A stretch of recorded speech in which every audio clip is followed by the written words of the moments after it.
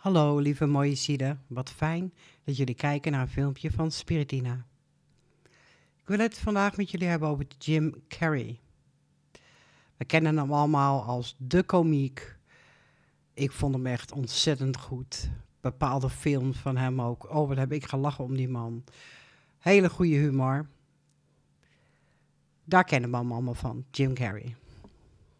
Maar Jim Carrey, vooral in de laatste 30 jaar van zijn leven, heeft veel meer doorgemaakt dan alleen dat Hollywood gebeuren en een ster worden.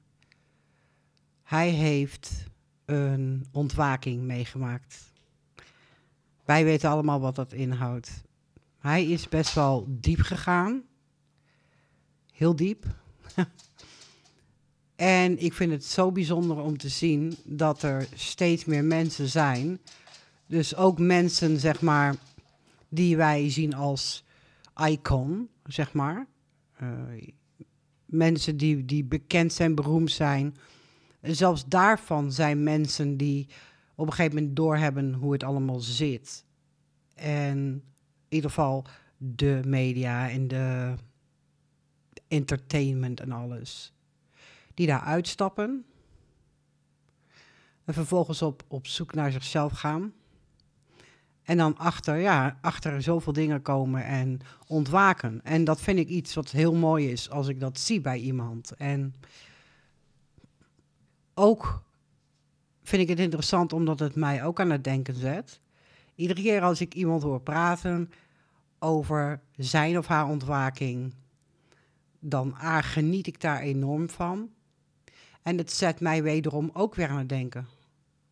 Dat gebeurt heel vaak als je filmpjes van andere mensen ziet, over spiritualiteit of over ontwaking, dan kan dat jou ook weer informatie geven of een enlightenment geven.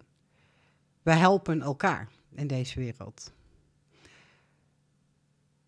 Ik maak het even niet zo lang, ik wil jullie laten zien, ten eerste tijdens een awardshow, dat hij werd geïnterviewd, wat zijn antwoorden waren. Iedereen verklaarde hem voor gek, hij is gestoord, hij spoort niet meer, sinds hij uit Hollywood is. Wat zegt die rare man nu, et cetera. Dat wil ik je eerst laten zien, wat hij daar zegt. En daarna laat ik je een speech zien, die hij heeft gegeven voor graduates, mensen die waren geslaagd voor iets. En dan geeft hij een speech. En die speech, wauw, lieve mooie zielen, die moet je even luisteren. Hij is heel diep en hij is zo ontwaakt, dat als je naar hem luistert, denk je bij jezelf, hij weet precies waar hij het over heeft. No matter waar mensen hem voor gek verklaren, of hij is gek geworden, of er zit een draadje los. Nee, hij is ontwaakt en goed ook. En dat kun je horen tijdens deze speech. Het motiveerde mij ook weer toen ik hem aan het luisteren was. Toen dacht ik, wauw, ja, dit is voor mij ook echt waarheid. Zo voelt het voor mij ook. Ik resoneer daar heel erg mee. Dus ik vond het heel erg mooi. En ik wilde heel graag dit met jullie delen. Want alles wat ik heel bijzonder vind, of waar ik soms zelf doorheen ga, dingen die ik zelf vind, waarvan ik voel diep in mijn ziel dat ik dit wil uitdragen naar andere mensen, dat zal ik delen op mijn YouTube. No matter wat het onderwerp is. Dit is iets wat ik heel graag met jullie mooie, lieve zielen wil delen. Laten we gaan kijken. Hey, Jim Carrey. Yes. What? I've covered a lot of fashion weeks. This is the first time I've run into Jim Carrey. Wait, tell me, is it true you're wandering the streets? You need a date to the party? What's up? No. I'm doing just fine. I just, there's no meaning to any of this. So I wanted to find the most meaningless thing that I could come to and join, and here I am. They're I mean, celebrating. you got to admit it's completely meaningless.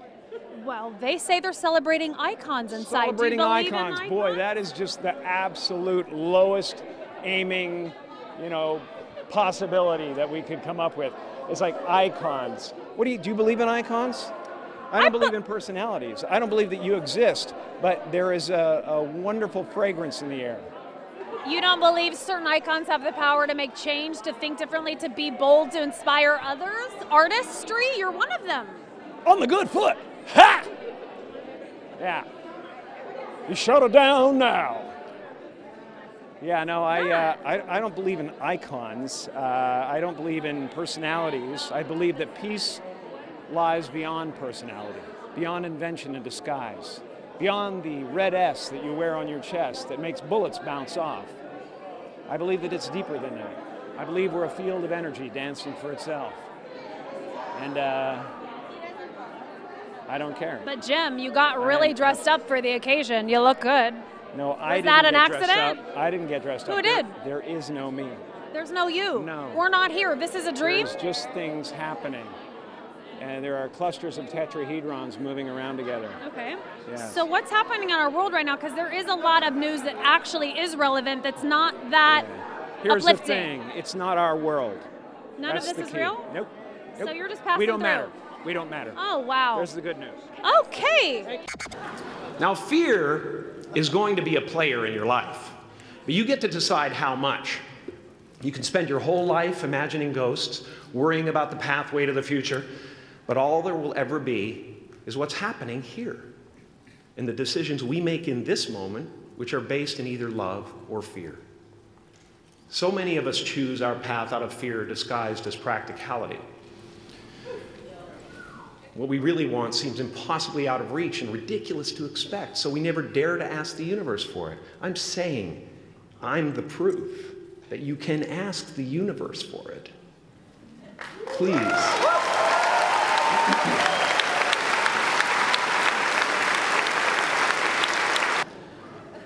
My father could have been a great comedian, but he didn't believe that that was possible for him. And so he made a conservative choice. Instead, he got a safe job as an accountant. And when I was 12 years old, he was let go from that safe job. And our family had to do whatever we could to survive. I learned many great lessons from my father, not the least of which was that you can fail at what you don't want. So you might as well take a chance on doing what you love.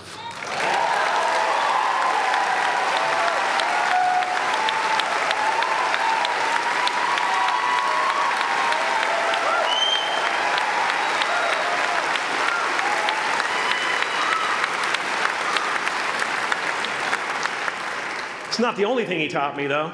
You know, I watched the effect of my father's love and humor and how it altered the world around me. And I thought, that's something to do. That's something worth my time. It wasn't long before I started acting up. You know, people would come over to the house and they'd be greeted by a 7-year-old throwing himself down a large flight of stairs. They would say, "What happened?" And I would say, "I don't know. Let's check the replay." I'd go back to the top of the stairs and come back down in slow motion.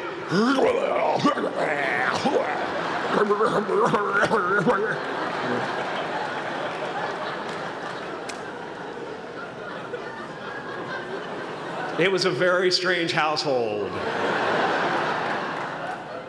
My father used to brag that I wasn't a ham, I was the whole pig. And he treated my talent as if it was his second chance. When I was about 28, after a decade as a professional comedian, I realized one night in LA that the purpose of my life had always been to free people from concern, just like my dad. And when I realized this, I dubbed my new devotion the Church of Freedom from Concern. The Church of FFC.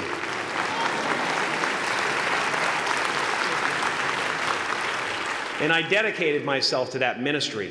What's yours? How will you serve the world? What do they need that your talent can provide? That's all you have to figure out. As someone who's done what you're about to go and do, I can tell you from experience, the effect you have on others is the most valuable currency there is.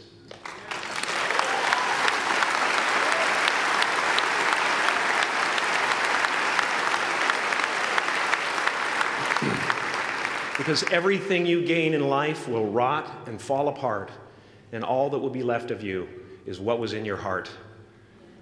My choosing to free people, my choosing to free people from concern got me to the top of a mountain. Look where I am. Look what I get to do. Everywhere I go. I'm going to get emotional because when I tap into this, it really is extraordinary to me. I did something that made people present their best selves to me wherever I go.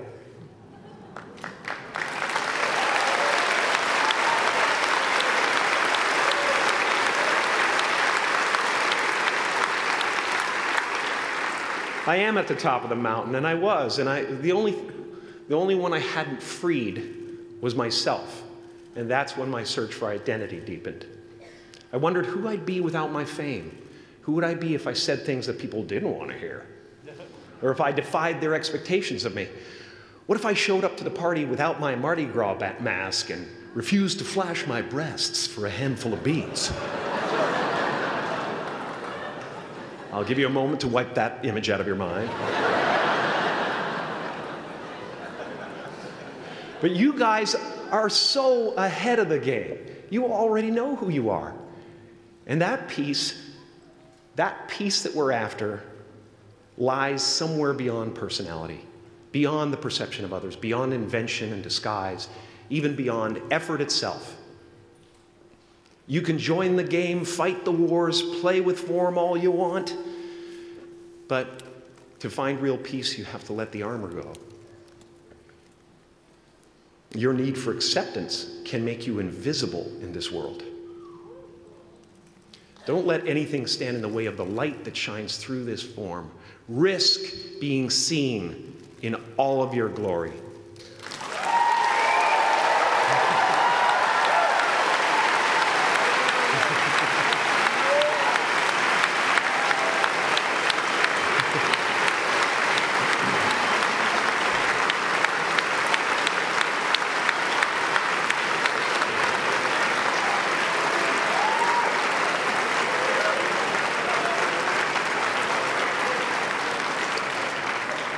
It's not big enough.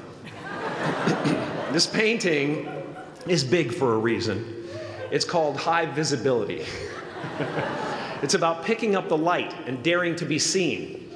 Here's the tricky part. Everyone is attracted to the light. The party host up at the top, who thinks unconsciousness is bliss and is always offering to drink from the bottles that empty you. Misery below her.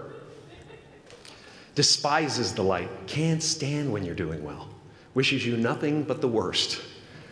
The Queen of Diamonds, under him, needs a king to build her house of cards. And the hollow one down bottom there will cling to your leg and say, please don't leave me behind, for I have abandoned myself. Even those who are closest to you and most in love with you, the people you love most in the world, will find clarity confronting at times. This painting took me thousands of hours to complete. And when I was finished, thank you, thousands of hours, yes. I'll never get them back. I'll never get them back. I worked on this for so long. I was weeks and weeks like a madman alone on a scaffolding. And when I was finished, one of my friends said, this would be a cool blacklight painting.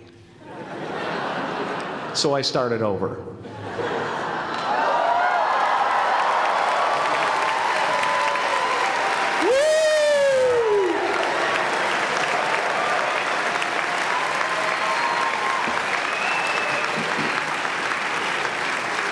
Welcome to Burning Man.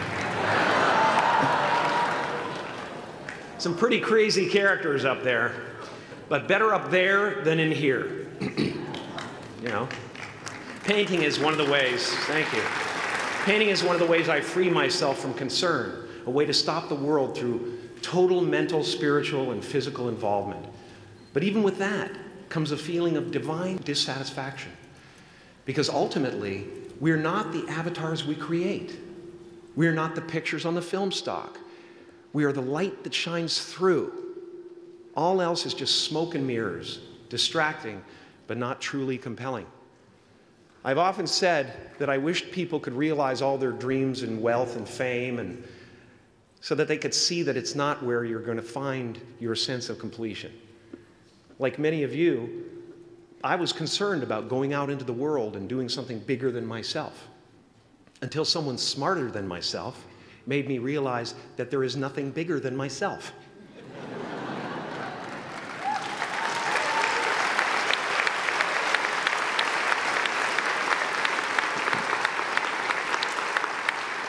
My soul is not contained within the limits of my body. My body is contained within the limitlessness of my soul. One unified field.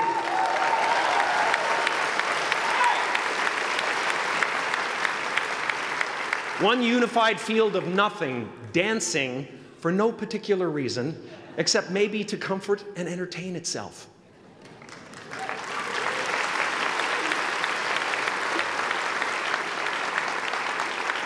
As that shift happens in you, you won't be feeling the world, you'll be felt by it. You'll be embraced by it. Now I'm always at the beginning. I have a reset button, and I ride that button constantly. Once that button is functioning in your life, there's no story that the mind could create that will be as compelling. The imagination is always manufacturing scenarios, both good and bad, and the ego tries to keep you trapped in the multiplex of the mind.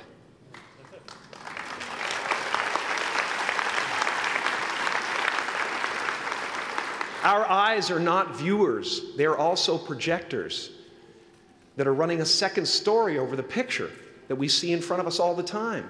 Fear is writing that script, and the working title is, I'll Never Be Enough.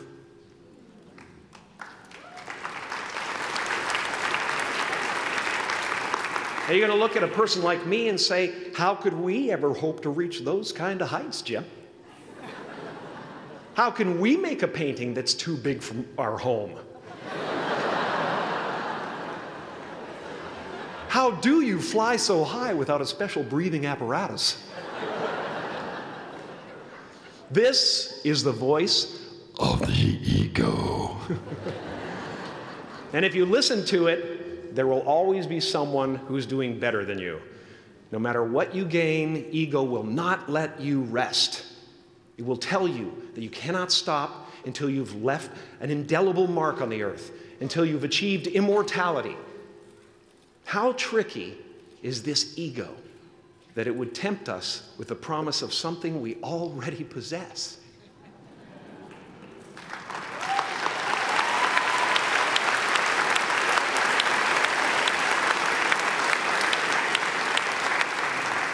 So, I just want you to relax.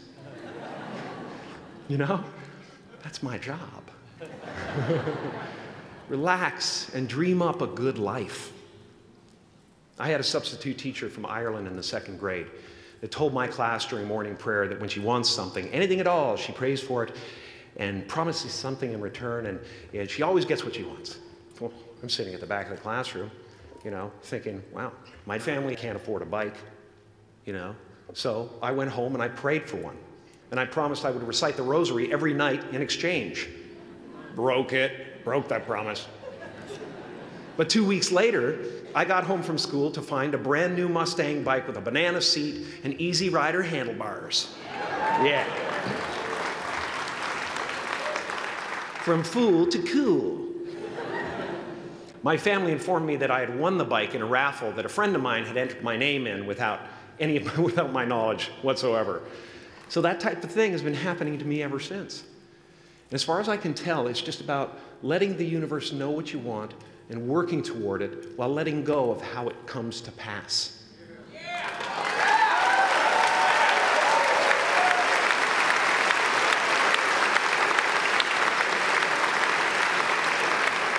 Your job is not to figure out how it's going to happen for you, but to open the door in your head. And when the door opens in real life, just walk through it.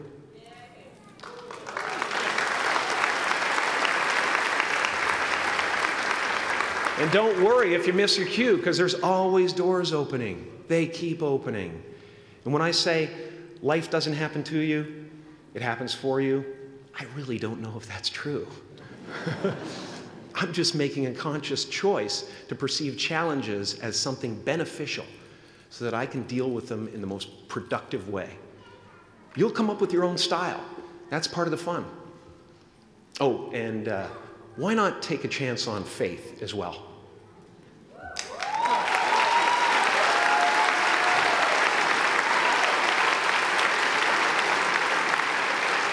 Take a chance on faith.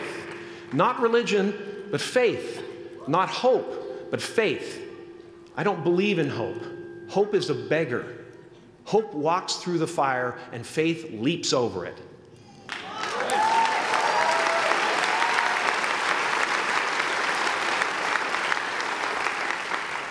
You are ready and able to do beautiful things in this world.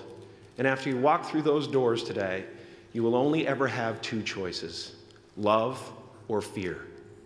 Choose love, and don't ever let fear turn you against your playful heart. Thank you so much. Thank you, Dev. I'm so honored.